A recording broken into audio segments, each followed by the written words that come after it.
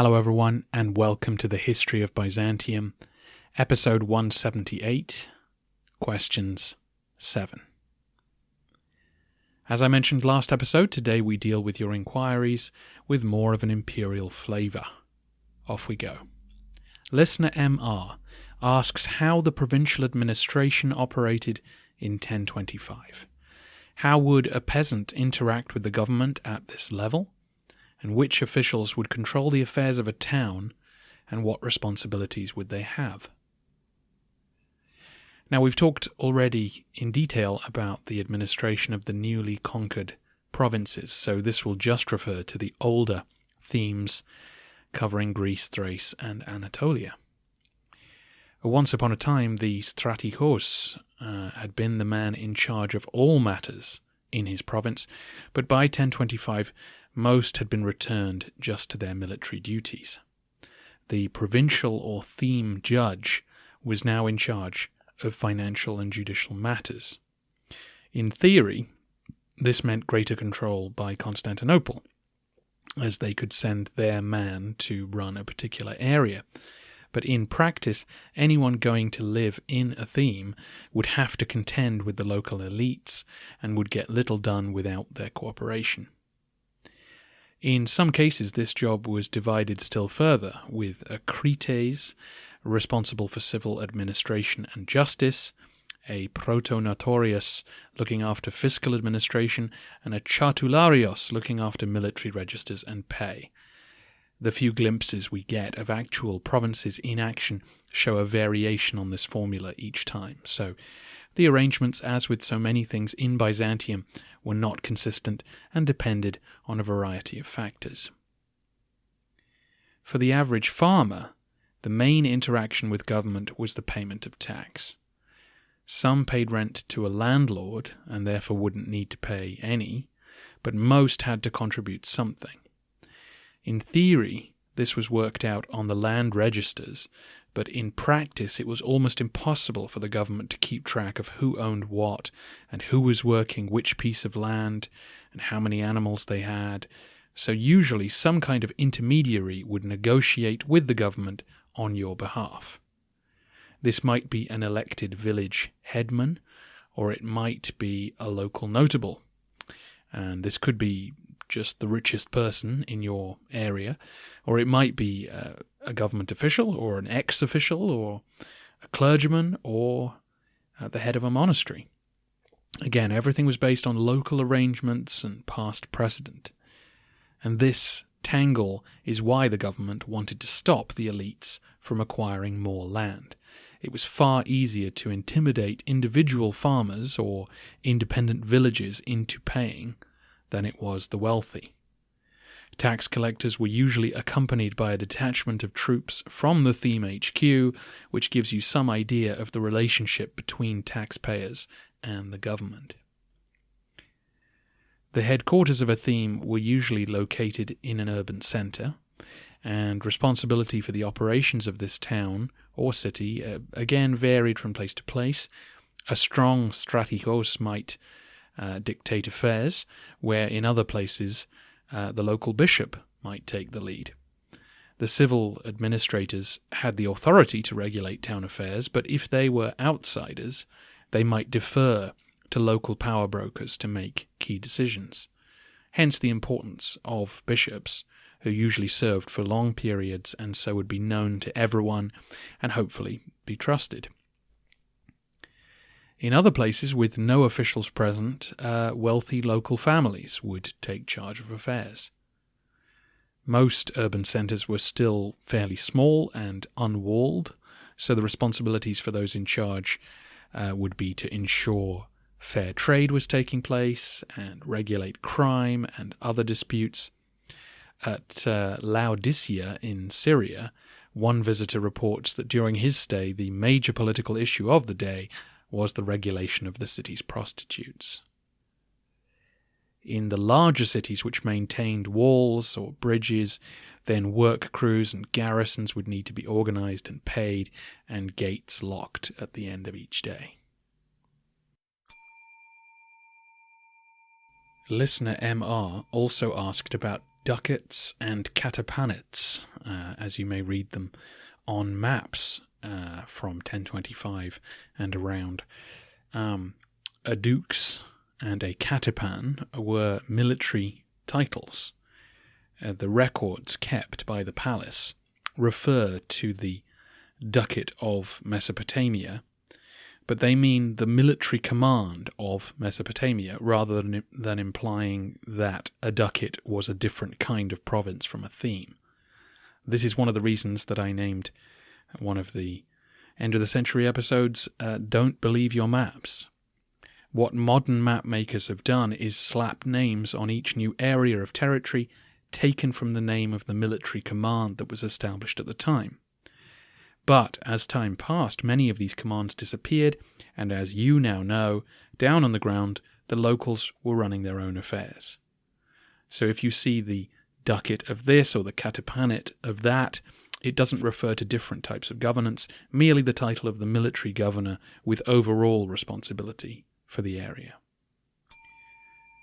Listener DV also asked if there were boundary markers delineating the borders of themes, like the old limes inscriptions from the earlier empire, which is a great question, but I assume the answer is no.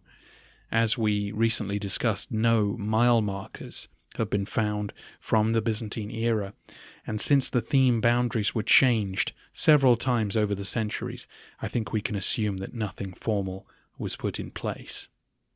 And given the annual raids on Anatolia, it's easy to understand why.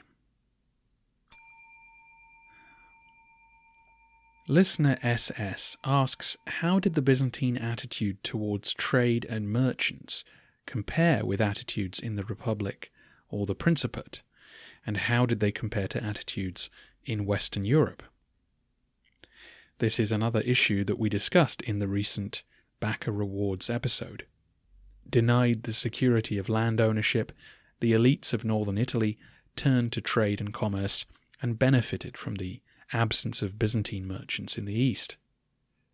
Now, I haven't studied Western Europe specifically, but I suspect a similar dynamic was at work in the towns of the future Netherlands and England, and then on to many other places, that men who were denied the chance to become part of the landed gentry would increasingly look to the seas to make the necessary money to break into the elite. In Byzantium, this remained unnecessary so long as the government could collect tax and redistribute the proceeds to their wealthiest citizens. I also haven't studied the Principate or the Republic in detail, but I know that the origins of this dismissive attitude towards trade began back then. Land ownership was the basis on which men were included in the Senate, and those like Crassus, who made a fortune through business, did not win respect for doing so. Listener AL says, do we know the relative size of the economies and armies of the empire's neighbours? Would a Roman still think he's living in the most powerful country in Europe? That last part of the question comes up every century, and I think the answer is no. Not anymore. Even with the collapse of the Caliphate and the Carolingians, I think the fact of their rise had made it clear to educated Byzantines that the empire no longer possessed power that others lacked. You know, the Venetians down in the harbour have better ships, the Syrian silk merchants have better wares, the Varangian mercenaries are tougher. Anyone thinking seriously about it would have concluded that Byzantium was part of a multipolar world. But on a personal prejudice level, educated Romans continued to believe, as they always had done, that they were the guardians of true civilization, and nothing that they saw in the lives of Western Europeans or Muslims changed that point of view. And thanks to the size and scale of Constantinople and the amount of gold coins that the palace could command, they had good reason to still think that they were the wealthiest and best, assuming they hadn't travelled far enough afield to Baghdad or wherever to get a true sense of perspective. As for the relative population sizes, we talked about this a bit in Backer Rewards episode 10. I can't tell you about the Pechenegs or Hungary or, countries with no records and places without states. But Byzantium certainly had a larger population than all of its near neighbours. And again, I think those thinking about it would have had a sense that if you move far enough away, if you move into Germany, if you move towards Egypt or towards Iran, there are population centres there that are just as big as Byzantium. And so again, if for those with that sense of perspective, it would have been clear that this was a multipolar world, and that the idea of the Roman Empire as the preeminent power would have changed. People's sense of how big the world was and how important they were in it, was very different back then. They didn't have globes to look at. Even, the most educated who could see an old map, I don't think it would have been fully clear how small Byzantium was compared to all the land masses and the peoples around it. But I think just in general that the essence of that question is asking, do Romans still think like the Romans of old, who genuinely thought we are masters of the world and the world beyond it is pure barbarism? No, I don't think that existed amongst anyone thinking about it in 1025. Listener J points out that Byzantium was being pulled in two directions. On one side you had the magnates pushing east, and on the other Basil II moving west into the Balkans. Could the magnates have driven east and established independent Christian kingdoms in the Levant, similar to what happened a century later with the Crusades? After all, there were still Christian populations in the area at the time. Yes and no. Yes, it's possible that a Roman leader could have marched into Syria, captured a couple of cities, and decided to stay outside of the jurisdiction of the empire. But no, it didn't happen, and there are several reasons why. One is that soldiers served in Byzantium for pay. Many came from homes in Anatolia that they expected to return to, while others were mercenaries from even further afield. So at what point would a commander inform them that he planned on relocating them permanently to the Levant? The only way I can see that working is if the general annexed some territory and then released most of his army to go home, and then used the revenue of the new area to recruit mercenaries. This would have been a very precarious position, because as we've talked about, since that question was asked, most of the Christians of the Caliphate viewed the Byzantines as more foreign than the Arabs at this point. Those Christians had been living peacefully side by side with Muslims for centuries, so I don't see why they would have thrown in their lot with a Byzantine adventurer who would have become a natural target for other Muslim states in the region. That would have been very risky. The Crusaders were in quite a different position. They'd come specifically to conquer, and many of their leaders were actively looking, once they were there, to carve out fiefdoms for themselves. So they were equipped, psychologically in particular, to stay and make a go of it. Whereas for most Byzantines, life outside the empire was inconceivable. They'd been taught their whole lives that they were essentially a chosen people, the only ones with the correct relationship with God, and that everyone else were heretics or barbarians. And so in practice, even defeated rebels didn't flee the empire. Bardas Skleros came before Basil II and asked if he could be honourably retired, and so as not to alienate Skleros's many friends and relatives, Basil agreed. Now, with leniency like that, there wasn't great incentive for men to leave the empire to try and make their fortune and fame.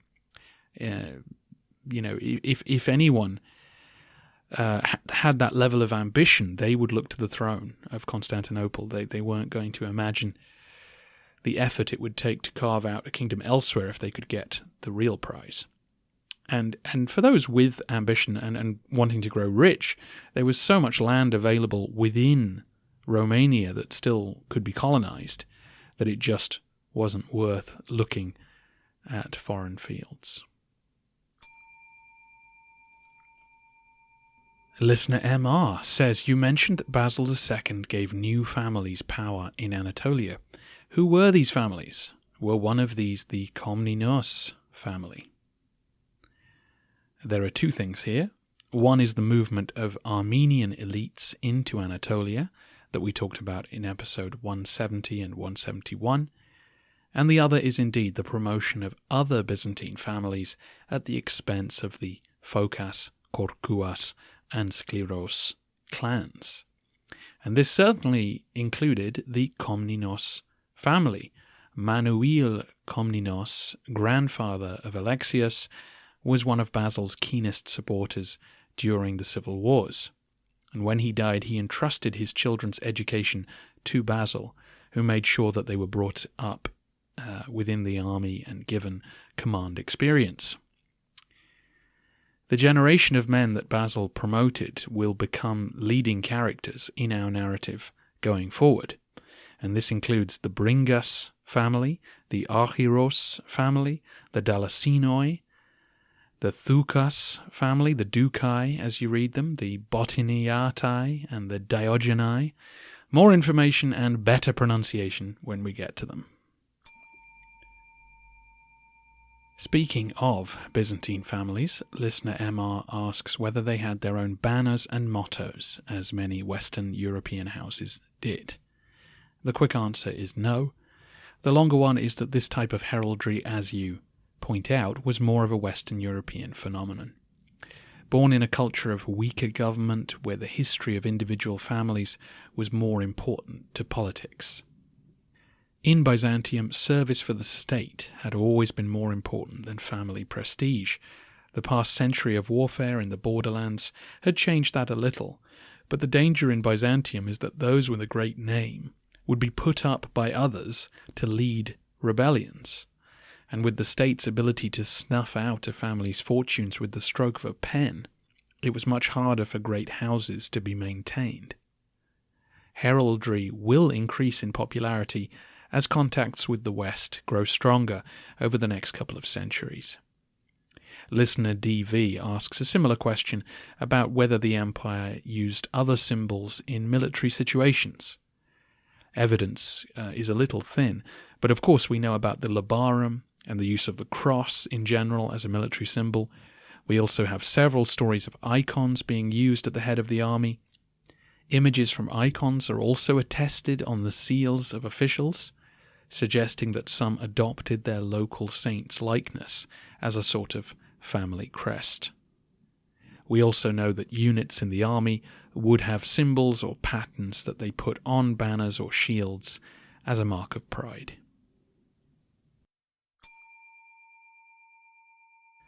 A couple of questions about diplomacy next. Listener E.T. asks whether there were concerted efforts to forge an alliance with the Caliphate of Cordova over in Spain. And listener D.C. asks how frequently embassies went back and forth between the Byzantines and the Fatimids. As far as I know, embassies were an ad hoc arrangement. We hear about the major ones, where particular officials and clergymen are carefully selected to go and meet neighbouring heads of state. And I haven't read anything that implies that there were regular lower-level embassies going on in the meantime. I think in the case of the Fatimids, communication was done through local proxies. Byzantium and the Egyptian Caliphate didn't share a border, so they could communicate through the various Syrian city-states like Aleppo, who were their clients. As for Cordova, the Byzantines became interested in relations with Spain when Sicily was first invaded. Theophilus made great efforts to get on friendly terms, but nothing concrete was agreed, and then contacts were renewed again when the invasion of Crete was being planned. But again, as far as I know, no regular relations were established. It just doesn't seem to have been that important to have regular contact with neighbouring states. By the way, listener E.T. was prompted to ask that question because he visited modern Cordoba and was shown a room which the caliphs reserved for the reception of ambassadors from Byzantium. But the history of palaces suggests that many rooms were designed for high-level events, which were rarely used. A listener DC also stepped in to answer a previous listener question. In a past roundup, someone asked whether contact was maintained with the Christian kingdom of Ethiopia, once the caliphate arrived.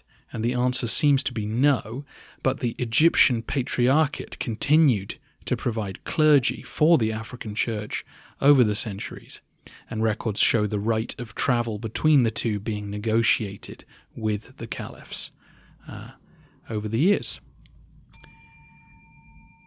Listener RK asks about the religious beliefs of the Varangian Guard.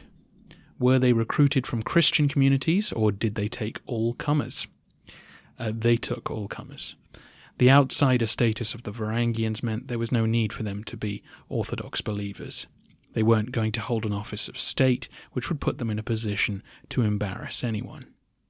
The Varangians were asked to take part in palace ceremonies, though, which were overtly Christian in nature, but this doesn't seem to have been a problem for either side. Some records hint at a church being put aside for Varangian use, which may have become more relevant as the Guard recruited from Russia or Britain or other places where Christianity was practiced, but there was no barrier to entry for pagans. A listener RK asks if the upcoming Great Schism caused problems for guardsmen recruited from Catholic lands, and I'm fairly confident the answer is no, in part because the Great Schism, as we'll discover, was not so great, or at least it would not have been apparent to the average person that a significant break had occurred, and, to put it bluntly, if you were willing to leave your home to kill people for money, I don't think you're going to be too concerned about issues of ecclesiastical divergence. Listener AK asks, when do you believe was the last opportunity for the Byzantines to re-establish the Roman Empire of old at its greatest length? He mentions East and West in his question, and I'm afraid the last chance for either was way before 1025. Probably the mid-5th century in the West, and, basically within 10 years of losing the Battle of Yarmouk. Unless the Arabs could have been counterattacked immediately, while the Sassanids did the same, then I don't see a way back for the empire. I would urge listener AK to re-listen to the end-of-century episodes I produced in 976 AD. There just weren't enough men in the empire to mount campaigns much beyond Aleppo. And if men could be found, the culture of aggressive warfare was not really shared by the people of Constantinople during this time. And if you could overcome those barriers and find enough men to fight and find enough money to pay them and find a spirit of real conquest somehow within the political framework of Byzantium, you would then have united the Muslim world against you. And that, of course, would have then required opening up different fronts and recruiting more men with more money, and it's just not practical. I'm afraid too many variables would have needed to change for a Byzantine-led reconquest to be remotely plausible. Related to this, listener JJ asks, since there is now a clear east and west to the empire, did anyone think about dividing rule over it in two, like the old Eastern and Western Roman Empire? Yes, this was proposed. Over the centuries, this comes up occasionally when an emperor has two sons or something like that, but I don't think it was ever seriously considered. Recently in our narrative, Bardas Phocas offered this deal to Bardas Skleros. I'll rule from Constantinople and take the west, you run the east. But when they actually met, Phocas imprisoned Skleros. I don't think anyone really wanted to share the job of emperor. Basil II kept his own brother out of politics for 50 years to make sure that there would be no attempts to overthrow him from any direction. And the history of the empire suggests that he was right to do so. Sadly, this is a recurring pattern across Roman history. Some of the most fruitful periods of rule have seen two men sharing power to some extent. Augustus and Agrippa, Diocletian and Maximian, Justinian and Belisarius, and more recently Romanus Lecapenus and John Corcuas. But sadly, these partnerships are rare or short-lived. Absolute power leads to suspicion and paranoia, and plenty of usurpation attempts which prove that you were right to be suspicious and paranoid all along. And part of all this is the absolute necessity of keeping control of Constantinople. That made power sharing very hard to fathom, because whoever was outside the capital would be at a distinct disadvantage. Listener DRU asked, what happened to the territory of Illyria, which provided so many illustrious emperors in the past? I haven't heard it mentioned in your narrative. Is it part of what you mean by Western Bulgaria now? There are various different definitions of what Illyria or Illyricum included, but generally speaking we're talking about the old provinces of Dalmatia and Pannonia, both of which fell out of the Roman orbit a long time ago. In 1025, Dalmatia is the home of Serbian and Croatian mini-states. The Bulgarian state that Basil just defeated was situated a little further south in the Macedonian mountains. Listener DRU implies in his question that Illyria was once a prosperous place, but I don't think it particularly was. The reason it produced so many emperors was because it was a prime recruiting ground for the nearby Danube legions. Listener MR would like to know more about imperial regalia and the coronation ceremony. Now, we may well revisit this again in the future, but for now, go check out episode 77, where we went with Irene from her arrival in the capital to her wedding and installation as empress. Finally, listener RO asks, which emperors are now the top 5 best and the top 5 worst? When we get to 1453, I will take this question very seriously and do a thorough analysis, but for now I will just reel them off with no explanation and not too much thought. From 5th to 1st, worst, Irene, Justinian II, Phocas, Basiliscus, and Justin II. From 5th to 1st, best, Romanus Lecapenus, Leo III, Basil II, Heraclius, Anastasius.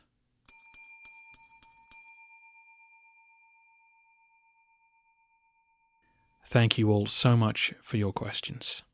The next episode you hear will be a Backer Rewards episode about the Empire's Jewish communities, which will also feature some of your end-of-the-century questions on the same topic.